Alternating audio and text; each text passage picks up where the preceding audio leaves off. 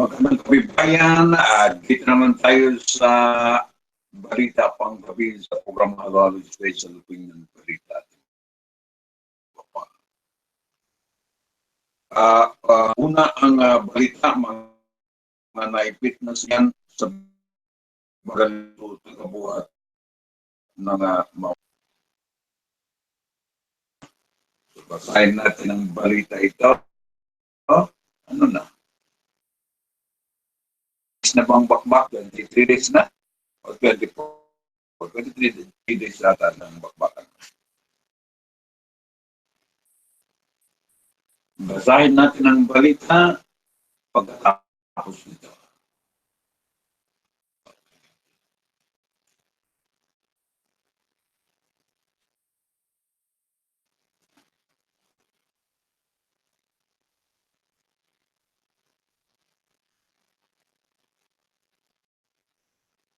Ang orasan natin na alas 10:04 na.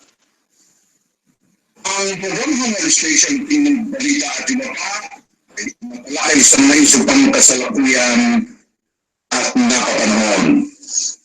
Mapapolitika, mapapinyon, mapakomentaryo at balita, ang programa ito'y patas sa lahat. Walang kinikilingan, walang kinakampihan, at walang pinapanigan ang programa ito.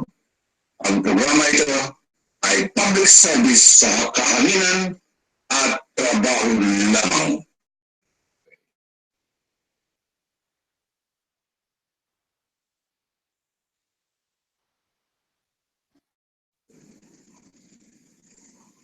Halo-Halo Special Opinion Balita at iba pa, brought to you by Picante Pizza and Picante Product. Ang Picante Pizza and Picante Product ay matatagpuan po dyan sa Cotabato City. May tatlong branch na sila dyan sa Cotabato City.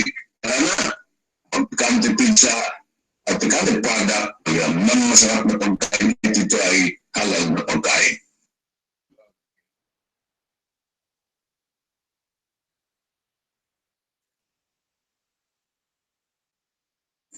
Halo-Halo Special Opinion Balita at iba pang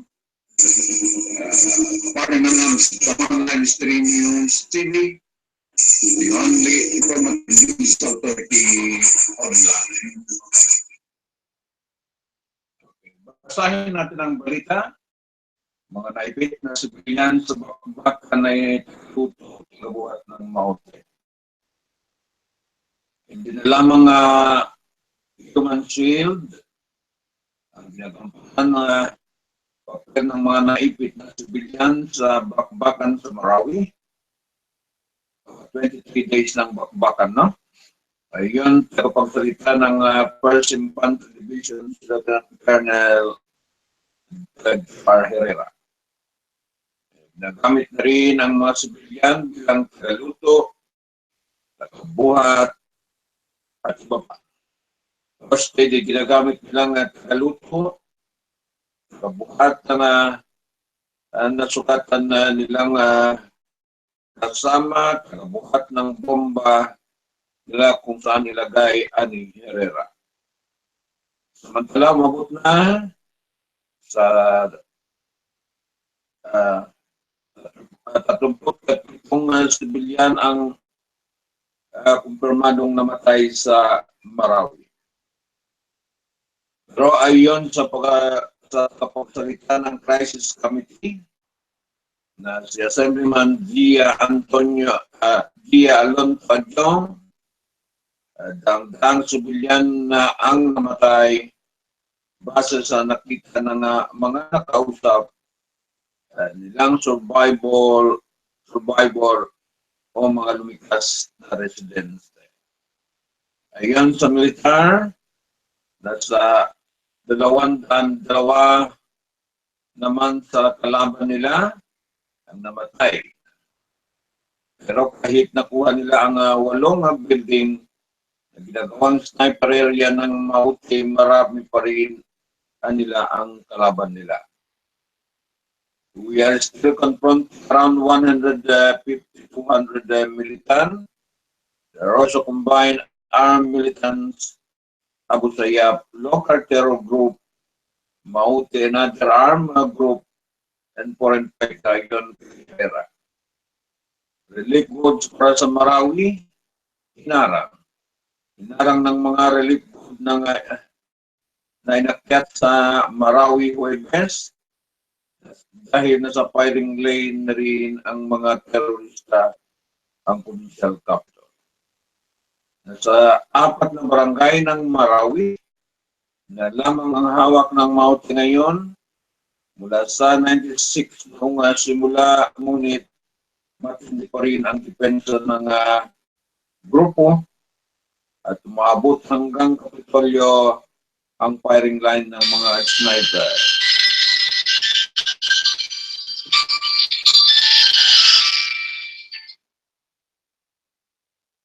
Wala.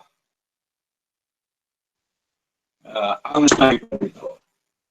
The direction na coming from enemy is toward the area which include the 103rd Brigade and Capital malayo siya pero still in the line of sight ayon kay Herrera.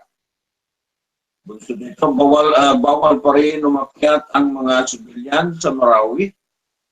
Hindi rin pinayagan ang mga relief goods na dala ay kanila ng isang non-government organization. Sa 400 relief fund ang ipinamahagi sana ng Kalinaw, Mindanao at Makabayan block ng Kongreso. Kasama din dito ang relief good na bigay ng press na si Ang Enteloxin ay nakamakailan lang ay bumisita sa Marawi. May mga last minute rules clearing pa. Hindi natin hold ang nangyari. Pasensya na po kasi sa set ninyo, I was not informed ayon kay Maharlan Yalonto, DSW head ng Lanao Sur. Nangyari sa Marawi na isa paimbestigahan ayon sa Institute for Policy Analysis of Conflict. Ang Pilipinas ngayon ang mistulang napipiling destination ng mga extremists para sa kanilang tinatawag na jihad. Dito na isa paimbestigahan ng bayan muna sa Kongreso ang nangyari sa Marawi. Sinabi nila failure of appreciation, mas malala yun dahil mayroon ka ng pala intelligence report 5 days before this happened. Meron na report na pinabayaan mo ani Representative Carlos Arate. Pero ayon sa militar, ang panahon na lang at matatapos na nila ang kanilang mission. It is a matter of time, counting, pasensya lang po. Armed Forces of the Philippines and PNP have lost their lives just to liberate Marawi. Hindi po yun biro, you cannot bring back the lives of these people. Kaya kami humingi ng suporta ayon kay Herrera. Kahapon lang, 14 na ang sundalo ang lumabas sa war zone. Nasugatan kahapon ito. Pero muli ay nabawi lang sa kamay ng kanilang kalaban ang Marawi. Ayon po ang unang balita natin po mga kaibigan. Maghanap buhay muna tayo.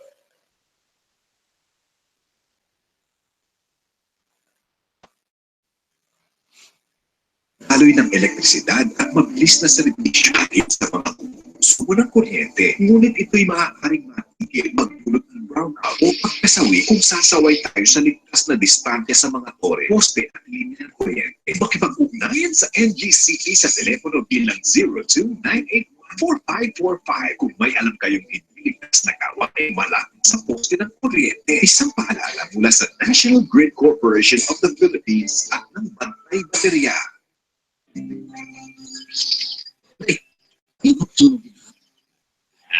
Yan naman pre, naghanggang NGCP na mga na magkatang peligro, na magkabog na glass fire, sunod sa mga transmission structures. Kaya sa Amerika, kung tayo mga sagot, na dahil ang kain dapat ng kalayo, may naman kain ni pre.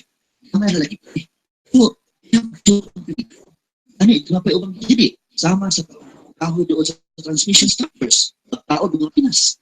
Pagtulog ka ba yan, sa mga structure na magkatang peligro. Sa hindi ang nakuhaan na magkakapit na binasunod sa mga transmission structures, mabaig ba? Ang magbinantayong hinintanan ang usap sa atong kayuhan, hinumdum ang kaninyo sa NTCP, National Grid Corporation of the Philippines. Sunod ka? Yan naman pre. Naghamyo ang NTCP, malikaya ng mga butan na magkahatang peligro, na magkabog na glass fire, sunod sa mga transmission structures. Yung may naman kayo ni pre. Yung may lalaki pre. Yung magsukot ang peligro. Dahil ito na pa yung hindi, sama sa pagkakamang kahoy doon sa transmission structures, pagtao doon ng pitas. Yan, yung sa mga struktura na matahatag ang peligro. Usa ni kayo ang mga butang na makahatag ang katao kapag peligro. Binasunod sa mga transmission structures, mabaig ba? Mababagan tayo. Hinumdum ang kaninyo sa NTCP, National Grid Corporation of the Philippines. Our question on the Turkish Heart Bonko releases photos of the president. Kasi maraming umikot ng utak po dahil hindi nagpapagkat na itong araw itong si Presidente. Ngayon ay nasa online news, basa ito ng papeles. At kasama niya itong si Presidential Staff Secretary, Presidential Management Staff Secretary Bonko.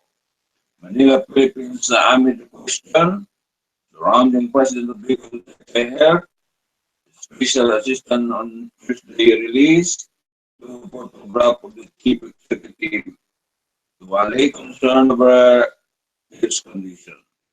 Christopher Bonko, Special Assistant to the President, shared photos of the President as the opposition emphasized the need for the government to be transparent about the condition. Amid the speculation about the third, President Duterte seems in photos at Bahay Pambabago, just released by Secretary Bonko.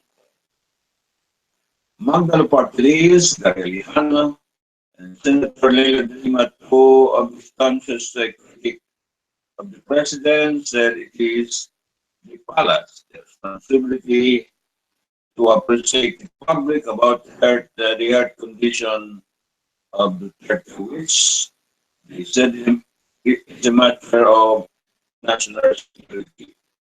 The health of the President is a national security issue, especially now that we have a security crisis in Marawi and martial law in Mindanao. Aliano said in a social media post on Tuesday afternoon, the Lima and Aliano both said that Section 12, Article 7 of the 1987 Constitution obliges government officials to inform the public about the President's state of health. Public needs to be fully informed, knowing the truth about the President's state of the health. It's not a matter of a public interest and national security, De Lima said in a dispatch from her detention cell at Kamkrami. De Lima is detained on charges related to her alleged involvement in the trade of illegal drug at the National Penitentiary when she was still the Justice Secretary for 5 years administration. In one of the photos at Balay Pagbumago, released by God Duterte, was seen attending to to some of the papers submitted to him from the palace. That was seen posing with Go in the second photo. He made a conference in Malacanang on Thursday morning. Ernesto Obelia said the presidential spokesperson tried to squelch rumors surrounding President's conspicuous absence. Obelia said that was well. He said that the president just rest or to decline to give information on when would be seen in public again. The last time the president was seen in public was on Sunday evening when it was at the arrival of the bodies of some of the soldiers who died in the clashes in Marawi City. On Monday, the 30th, Independence Day right at Luneta, the first during his presidency. And yan o, nakita na sa retrato. Huwag na kayong maghanap.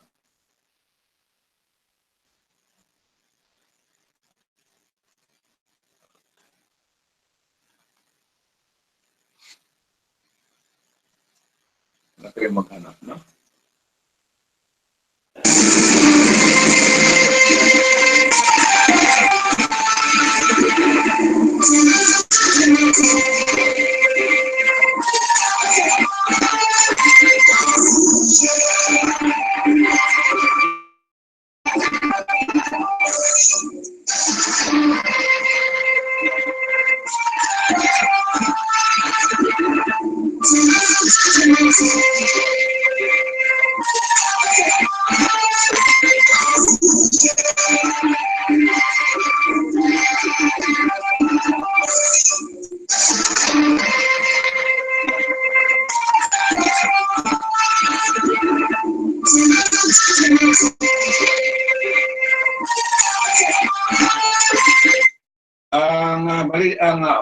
Ang orasan natin alas 10 ng gabi.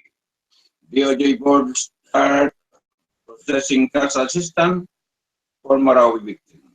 The Board of Claims and the Department of Justice on Thursday started processing the cash assistance for the victims of the ongoing armed conflict in Marawi City, Mindanao, Processing of claims started at 1 p.m. Thursday, kami Banglista in Cagayan de Oro. The processing came up to Justice Secretary Vitaliano Carrillo II, who visited Cagayan de Oro last Monday, ordered by the board to provide assistance to victims. Massive evacuation ensued, and unfortunately, uniformed personnel, the armed forces of the Philippine National Police, as well as civilians died, suffered serious injuries, or needed medical attention in various hospitals in Iligan, Cagayan de Oro, and others, Aguirre said in a statement. They stated through the Board of Claims and so its genuine concern for the crime and impart to them the governments that they indifferent to apply. The team will provide a proper venue for the claimant and seek comprehensive through administrative procedure added. The Board of Claim and Parole and Probation Administration will conduct the processing of applications of those victim persons to Republica number 7309, and creating a board of claim under the Department of Justice for victims of unjust imprisonment or detention, and victim of violent crimes for other purposes. The board may approve toward the maximum amount of 10,000 or the amount necessary to reimburse The claimant's expenses incurred for hospitalization and medical treatment, WAG, loss of support, or other expenses directly related to the injury, whichever is lower. This is without prejudice to the right of the claimant to seek remedies under existing law. Ayan.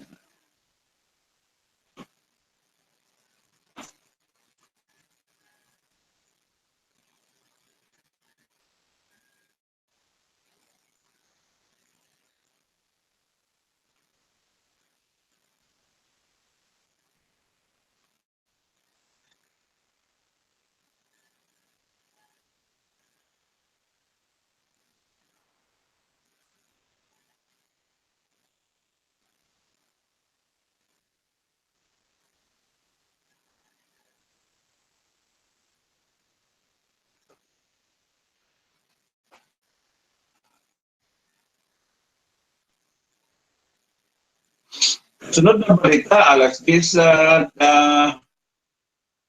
24 ng gabi. Marine is slain in Marawi kay Arms come to Jensen a hero. General Santos City, the remain of a Marine Private First Class Marvin Russell Gomez, one of the 58 state trooper killed butter from Marawi, arrived in his hometown here Thursday. Despite joining local official here, gave for honor to the soldier who gave up his life fighting the Islamic State in Maute, and Abusayab group in Marawi. The councilor Lulu Casabuena called the government's departure should be given a serious welcome. He deserved the best, she said. Councilor Beth Babono, meanwhile, said officials have asked the local government to grant a financial assistance to the fallen Marines family. The family allocated, the city allocated 5 million in assistance for IDPs.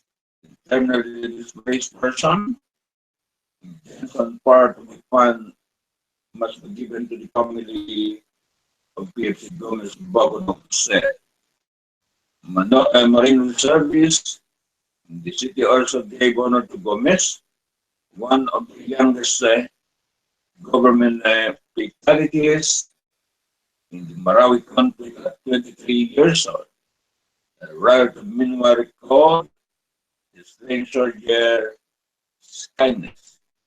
Napakabuti ng batang yan.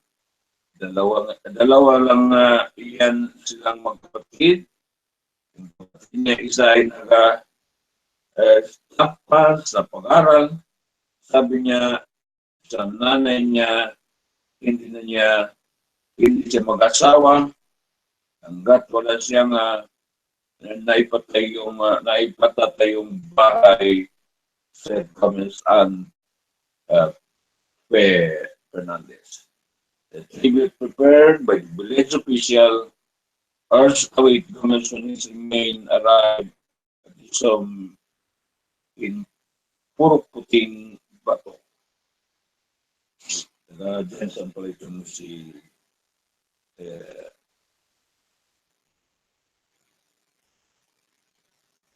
Gomez, no? Si Gomez.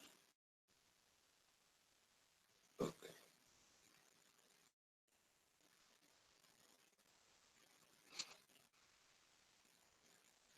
Sana.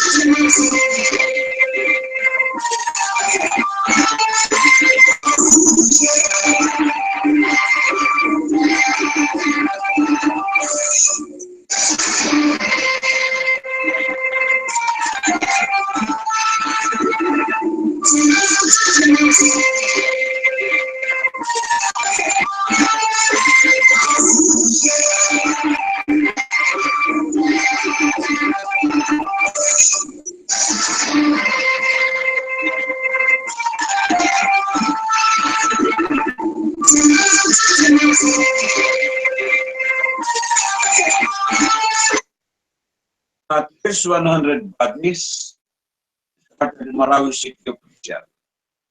Marawi City local authorities claim that the resident playing had besieged Marawi City had seen at least 100 bodies in an area where intense fighting has taken place between security forces and Spanish militants in the last 3 weeks. Dia Alon Pajong, who was serving in the rescue and relief effort, said he had earlier mistakenly said 500 to 1,000 dead bodies were seen by residents. I am sorry. I am talking about the estimated number of travel residents with reporter dead body at least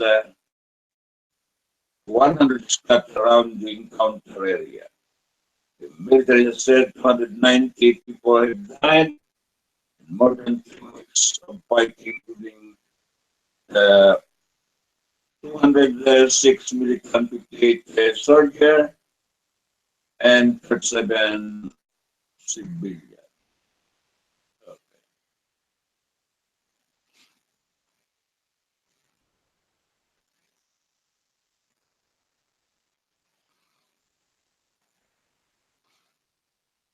Itong si Secretary Ernesto Abella to journalists covering Marawi stay out of trouble.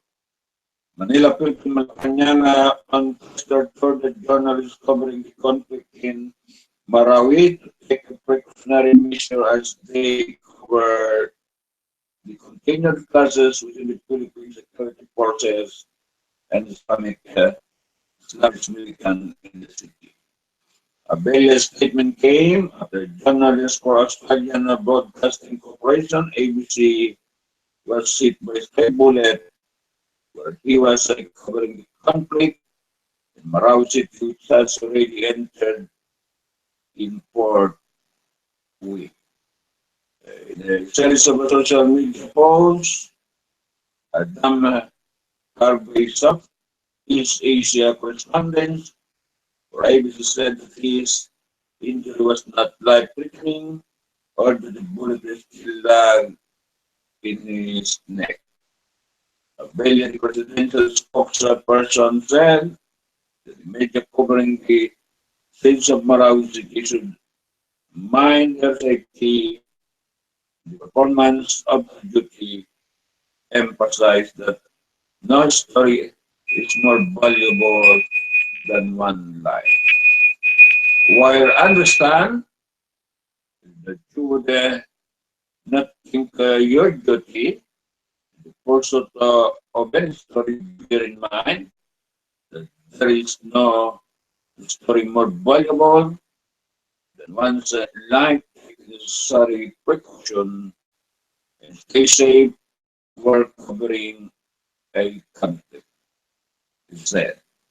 The current process in Marawi, city continued to buy Islamist fighters, still holding several villages in the town of around 200,000.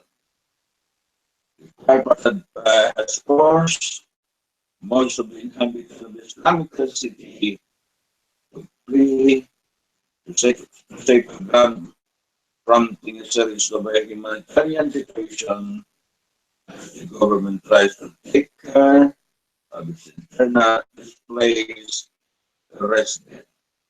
Although the military has control over the most of the city, it says that 100 military still hold up in some of the town areas with the Islamic snipers, occupying strategic location, which has made it difficult for the security force to raid the city of mounted fighters. Abella treated journalists covering the fighting Marawi remain true with the protection and deliver timely, accurate, and relevant news to people. After all, part of any journalist secretly calling it to bear witness the truth, it said earlier on Tuesday, 3rd journalists to objective, and their report of living in Marawi and to avoid trouble. Stay, to, stay, out, stay out of trouble and send the regular media conference. Orasan natin alas 10:34 na po mga kaibigan.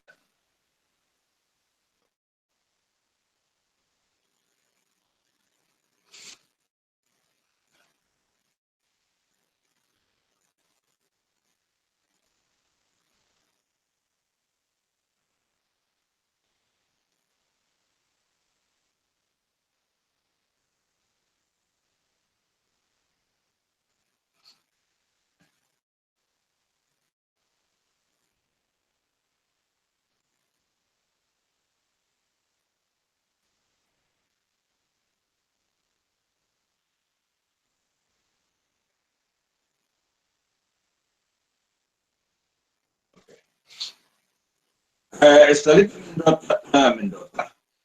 Estalita Mendoza to Alvarez, respectfully judiciary. Paalala mo na.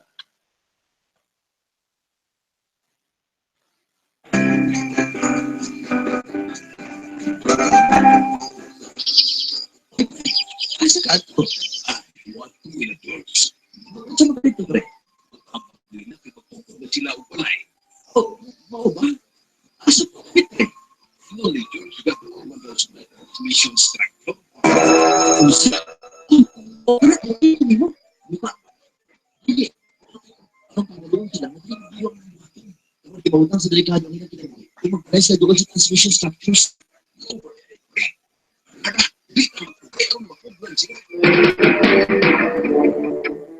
Usa likay ang mga butang na makahatag ng kautat na binasunod sa mga transmission structures.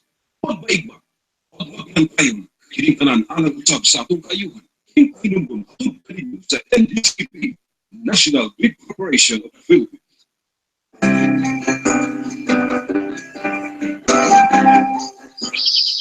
Ay, asa ka ito? George. Sa mga rito, pre. Matapag ko nila, ipagtungkol na sila upalay. Oh, mao ba? Asa ko dapat, pre? Ikaw ni George, gagawin mo sa may transmission structure. Usa? O, kaya, buhay ko nila. Hindi. Ang pagawin sila, mag-review ang mga ating. Ipagutang sa delikado ang ina kinamuli. Kaya sa doon sa transmission structures. Ako, pre. Hindi na magpapay ang makublan sila.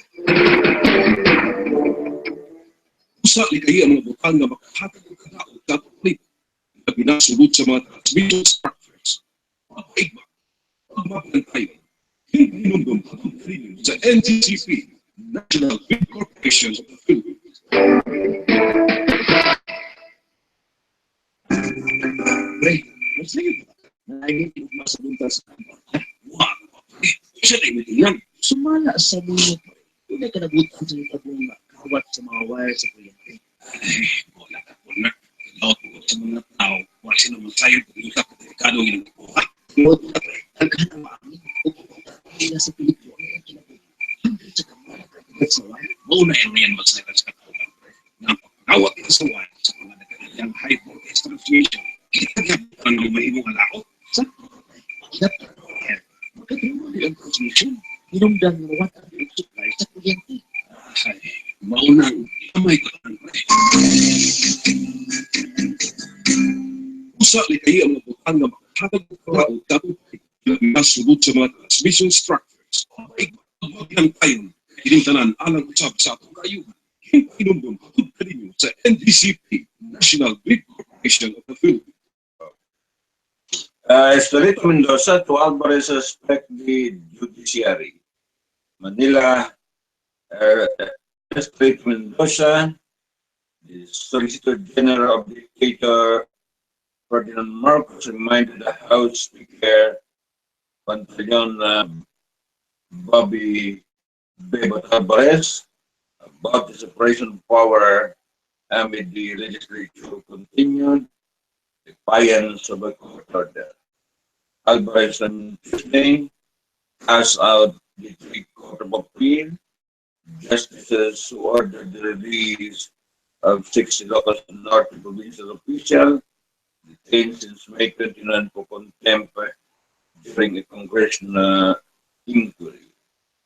The gross ignorance of law, mga gagawin na tatlong justices na yan, those three justices are idiots, Alvarez said in a message to reporter.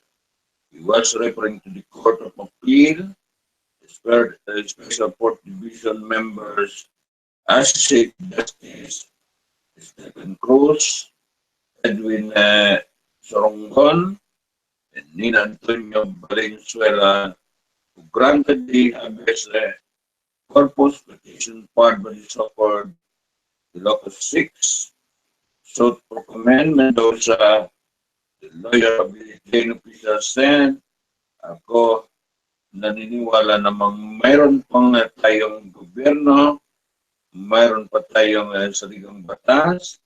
I believe that we still have a government, we still have a constitution. Mendoza stressed the Court of Appeal should be respected as an independent part of the judiciary. And the judiciary is an independent and separation part of the government.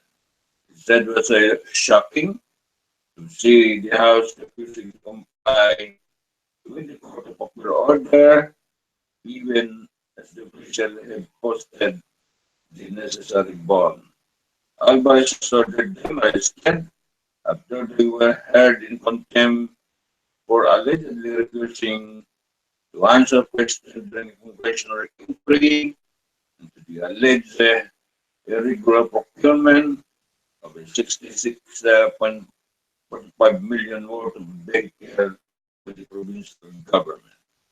Pedro Aguli, chairman of the Bids and Award Committee, and provincial planning and development officer, provincial budget officer, Evangeline Tabulog, provincial treasurer, Josephine Kalahati Accountant, and then Batulayan, and treasurer office staff, Jenilyn Ambaro, and Encarnacion Gaor have been detained since May 29. Ayan po. Ang orasan natin ay alas 10:41 na.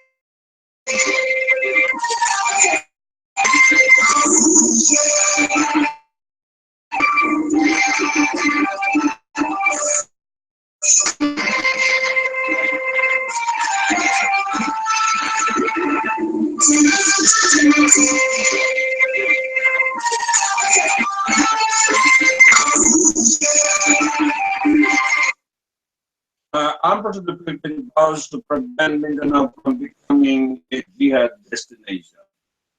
Manila, the Armed Forces of the Philippines vowed to protect Mindanao from becoming a jihad destination amid the more confiscate of ISIS fighter to fight in southern Philippines.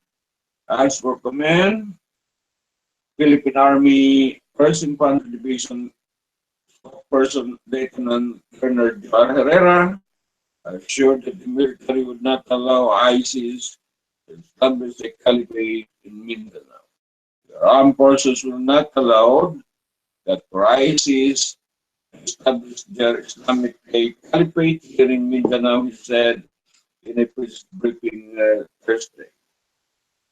The people of Mindanao and your armed forces of the people are firm on its commitment to provide a safety place for every Filipinos. Mindanao also would not allow that, he added.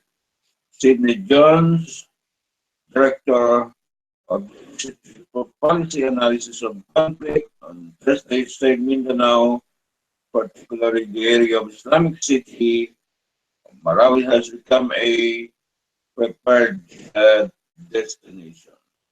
I think it's become a hub of activity for the region. I think it's a game changer, she said in an interview with TV Manila Early Edition. John explained, people used to fear that the extremism problem was going to come from Syria and Iraq and the turning point from the Middle East, but the current situation say otherwise. The real problem is people being recruited from the region who never set foot in the Middle East, now see Mindanao, particular area around Marawi as the preferred destination, she said. Herrera explained the extremists. Marawi are not ordinary, since they are ready to fight and die, and also suspect that the attack was planned for years and not just few days, a day. They are not ordinary militant or terrorists. They are ready to combat. They are ready to die for the corrupt ideologies, so they are very prepared, he said. Classes in the Southern Islamic City of Marawi began on May 23 after Mountain Abu Sayyaf extremists and either river attack after government troops tried to arrest a senior Abu Sayyaf leader who studied on the Tony Apulu. Purportedly, the Islamic State emir in Southeast Asia. As the siege continues on its fourth week, Herrera said they are still facing around 150 to 200 militants and still trying to rescue around 200 to 500 civilians trapped in the battered city. We intend to finish the fight as soon as possible. Our tactical commanders are doing their best to attain their military objective, he said.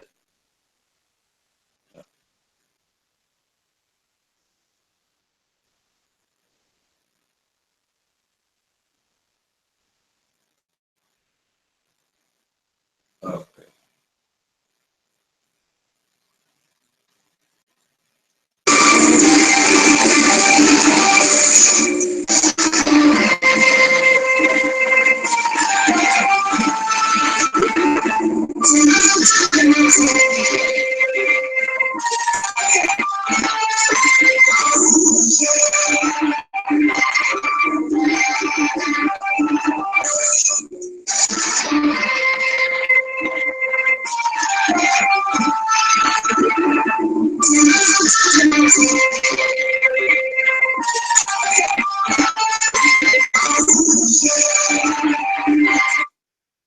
Itong Sea Head Bypass Marawi Rehab. The National Disaster Risk Reduction and Management Council yesterday praised past rehabilitation of work on Marawi City. Hindi ko masasabi yung exact time frame. I cannot say the exact time frame for this, but we will do it as fast as we can.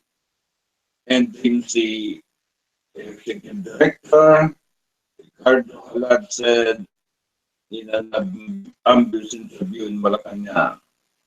Alad said he would not say when the rehabilitation effort in Marawi City would start, the government troop was trying to flush and wipe out terrorists in the city. Right now, we're still focusing on the response. We will do that as soon as Marawi is cleared.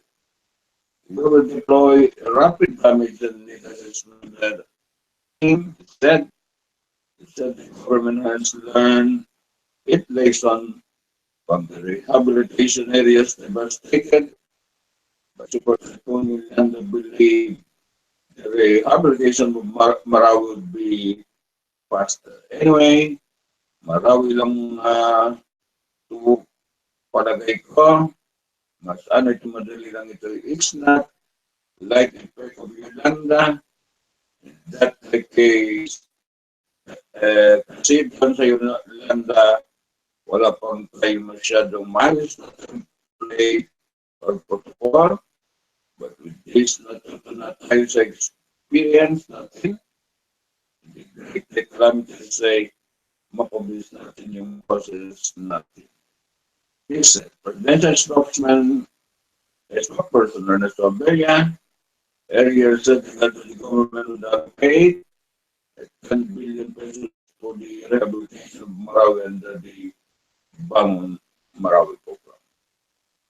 Abella said the Department of National Defense would lead the recovery report 10 billion funds for Marawi rehabilitation as an appropriation given by the President.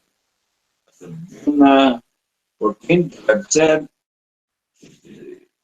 7,700 families, composed of 324,406, little were displaced from Marawi City and municipality of Marantau in Lanao del Sur.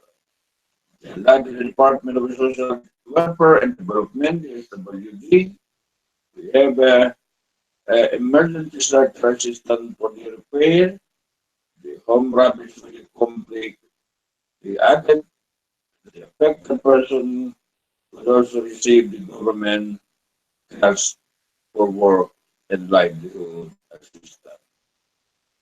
Ayan.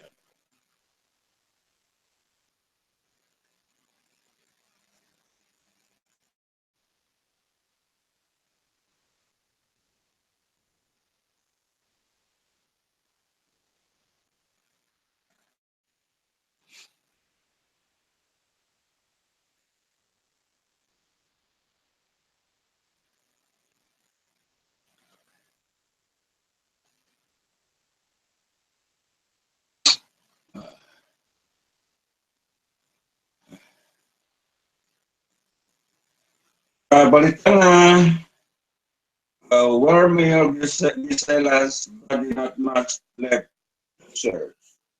Cebu City 3 weeks to 1 month. Time police will have to work doubly hard to locate underwater body of a Bien Unido Mayor Gisela Bendong Boniel. If they intend to retrieve it, it's somehow still intact. Beyond that, the search will become even harder since the human body submerged in the seawater would have already been skeletonized, according to Dr. Rene Kam, medical legal official of the National Bureau of Investigation. For 7 days now, the search team led by the Lapu-Lapu City Police has been escorted of Lapu City, where the mayor body was believed to have dismissed are left. The 2 weeks before the cadaver would completely great. So now the body would have already bloated, with some part eaten by fish or other small sea animal, but it would have not yet skeletonized come toward the uh, news by phone yesterday. However, the human tissues written as the creature, it will be scrutinized quicker, he added. If a skeleton would be recovered, there is the way concerned to determine that it belongs to the missing mayor, and that is through DNA testing. Under the concept of a corpse, uh, body of the crime, the body of the victim must be produced as proof that the first foremost there was killing. Without it, it meant for the prosecution to lay down its case, said Gerardo Carrillo, one of the lawyer of the Bohol Provincial Board, member Nino Ray Bonnier. The prosecution must first establish that the life of a human being was taken, and second, it must be established that the accused was one who perpetrated the act, said Carrillo. PB member Bonnier, the principal accused of the presumed death of his wife, Gisela. Wala po si Carly, with the past they is yet even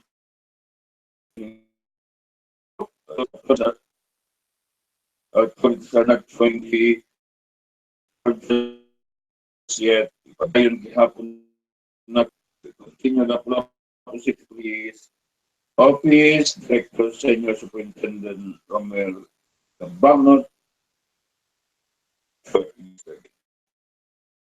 Police have limited their search 5 kilometer area of Obian Island. Body was being thrown of base. Witness suspect Bonnier. Claim to be one who disposed of the body. The 6 days of the search yesterday, they reacted to the incident of June 7 when the group of men were supposedly acting on the destruction of the Nino Ray road boat he was driving and road. The spot where the body was immersed. Naniguro lang sa ba? Nga tama ang iyang gihatag na to atong unang gabi o ikaduha karon ato gyud the reenactment and ang humanta ug bangka pareha gayud kada atong ginagamit niya siya gyud atong ipa-drive para makita yung tama bagay gyud ang direksyon ng iyang gihatag. More or less tama niya, consistent siya, mao gihapon ang lugar gyud kababnog cell. Police inspector Sin Mandal, who led the driver in the searches today, said they reached 120 feet but still found no trace of Gisela. Today, the driver will take the chances at the nearby war and will see that it's going to be deep. The group of the driver are also responsible for the government of both to join today's operation what the Navy come from through the water deepest part. Kambano said that the search will still give negative result by Friday. You might recommend stopping the operation. Private police Meanwhile, celebrating a relative continuous injustice in a handwritten letter to the police regional Office 7, the Bendonga who keep their silence for days said they were deeply saddened by the Gisela death and would prefer that their privacy be respected. Our main priority now is to locate their body. The case is now under the hand of the authorities, and we are certain that justice for our sister will serve the deleted to read. Bendong also believe that they are supposed to be releasing money to finance the retrieval of Ray's effort. We would like to inform our friend, relatives, and Gisela's friend that the family is not asking any amount or solicitation for the retrieval of the body or for any purposes, the letter said. Back at the house in Lapu-Lapu City, Gisela and the other relatives arrived. The youth wanted to meet a cabinet and ask for progress and operation. They traveled all the way from Sikihor and only knew about the Gisela appearance on TV. Ang kubanga ang na in ani ang giagian sa akong pagumangkon pa kayo ang yang kamatayon nga wala man lang gyoy o porsuso nga paryente nga naipakita maong nangyari gayud si Gisela Angeles Bendong. Mukhang yung mi nga dili pasayuon ang iyang bana na maoy nibuhat sa krimen ug mahimo kay dili siya pasayo noon pait kayo ang iyang gibuhat ang akong pag-umangkon siya din. Okay. PR7 Director Chief Superintendent Nolitrinya said police have yet to get a statement from the Ninyo Ray family who also sought their privacy. Ang sabi nila, inaantay nila ang resulta ng investigation at saka may mga ma-recover yung katawan ni Mayor Gisela, said Talinyo Ninyo Ray immediate family and relative. Ninyo Ray Riolito, certain Rondel Lupas and Tuad are now detained at the Lapu-Lapu City Police Station 2, where other suspects remain at large. Lugo Boniel, Alena Dos Reyes, Jr., Wilson Rebiles, Oylar, and Brian Boniel Saicon. Kung pwede mag-surrender na lang, at kung gusto nilang maka-testify. Bigyan natin sila ng security linya cell. It's also said the license of the firearm allegedly used by Ninyo Ray with Glock has already expired in December 2015. Si Ninyo Ray talagang bumali sa asawa niya. Ay, grabe.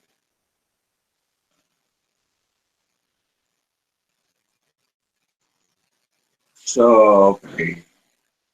Wala na tayong oras. Ang orasan natin lang sunset dos na mga kaibigan. Okay, balik na lokan na tayo sa galing po sa Sarangani Province. Pagkasayin natin ang balita na.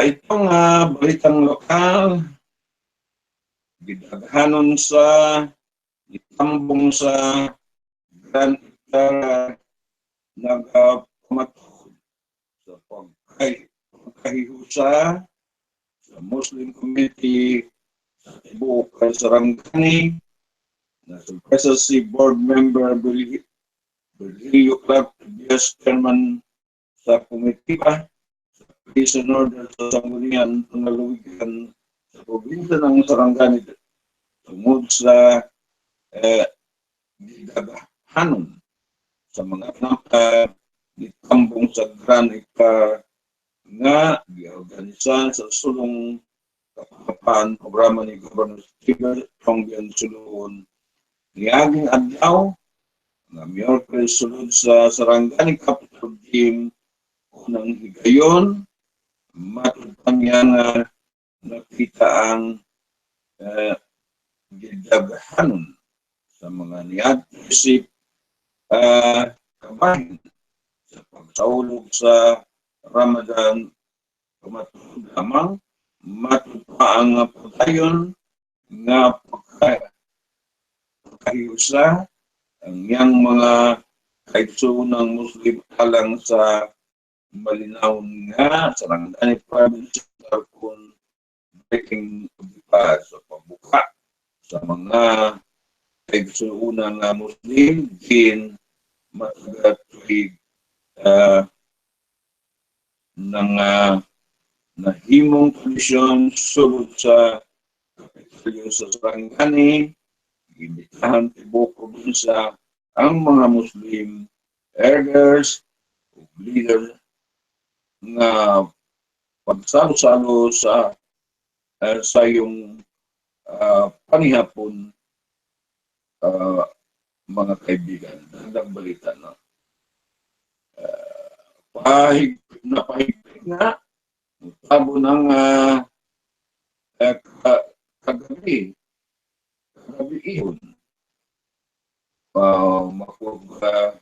Mapusganon matudpa ang sulong kapayapaan programa ni Governor Solon, si Senator Manny Pacquiao, Congressman Joel Pacquiao, Vice Governor Herman de Parada, mga board member ka, mga mayor o mga municipal, barangay o puro officials, pag-abag sa kapulisan o kasunduan nga magang pagbilin ang hapsay o pagtigay sa five people ang Muslim Kristiyano o lumad, labi na ang kasamtangan na panahon sa martial law na ang terorismo gani si Colonel Tiny Banyas sa atong Armandong Kusog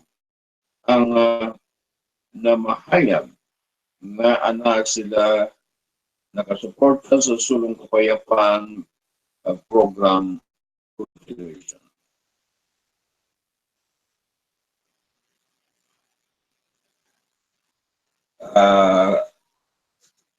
Ang hepe sa medical professional staff sa Cotabato Regional Medical Center, si Dr.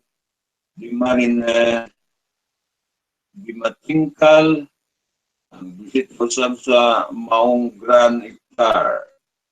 Wala matagpa siya, nagmahay nga adtuan ng imbitasyon bisan daghan ang pasyente ang iyang nabiyaan sa Cotabato City tungod kay nakita niini ang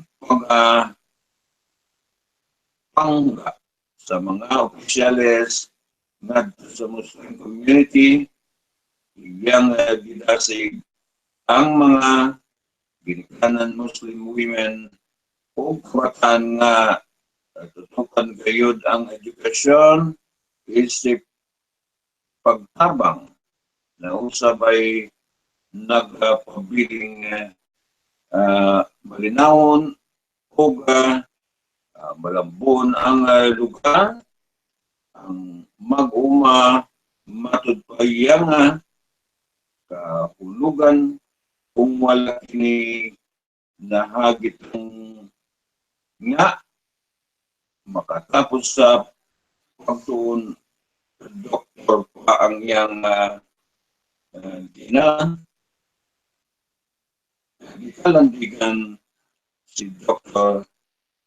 Dimatingkal, ang anak ng sarangani tungod kay siya, taga-sitio, barangay Mindulok sa Maitum, sa bahin ni Governor Sulun, siguro na ini nga mapadayon ang mga kayuan sa iyang probinsya bisan pa may mga kabubot sa ubang parte sa Mindanao, gikan matupa siya sa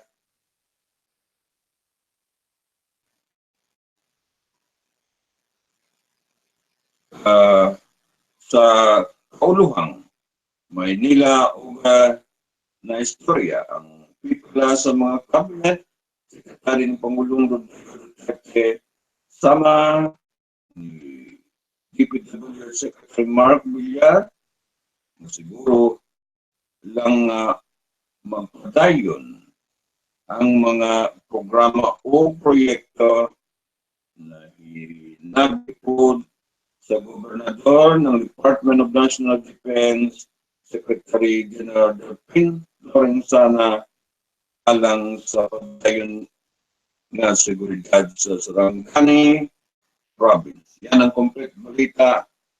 Alam mo, mula po sa kapitilan ng Sarangani sa pagmuno po ni Alan Belcura, sama na yung mga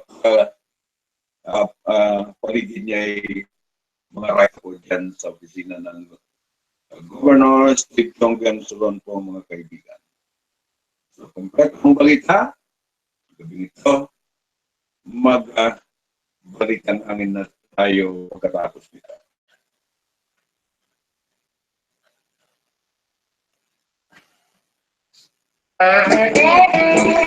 Uy, talaga, mga tuta sa kabasakan, magpalupat ang tabanog. O sige, magpapagawa sa turin sa kuryente. Pwede mga dito. Ops, asa man mo mga to ha? Kapalo ba mo nga delikado magbuwa doon sa puri sa kuryente? Anong delikado man lang? Ay, nako. Pag musangit ang inyong kabanog sa kuryente, pagkurentehan niya mo. Maupin ay pwedeng mahitabo ninyo o katat mo anang puri sa kuryente. Ladlo ka di ay no? Mao, Jod, mauna, ayaw mo pagduwa-duwa dito ha? I-manage yun na ninyo. Oo na. Pinubong hatod kayo sa NDCP, National Grid Corporation of the Philippines. Itong balitang lokal hangin, 79 Fahrenheit, like cloudy ngayon, feel like 79 Fahrenheit, minimum 24, maximum of 95, ang sunrise 5:37 a.m., and sunset 6:08 p.m., wind chill 78 Fahrenheit, moonrise 10:39 p.m., moonset 02 a.m., humidity 89%. Precipitate to 1.3 millimeter, pressure 29.91 inches, visibility 10 kilometers, mga kaibigan.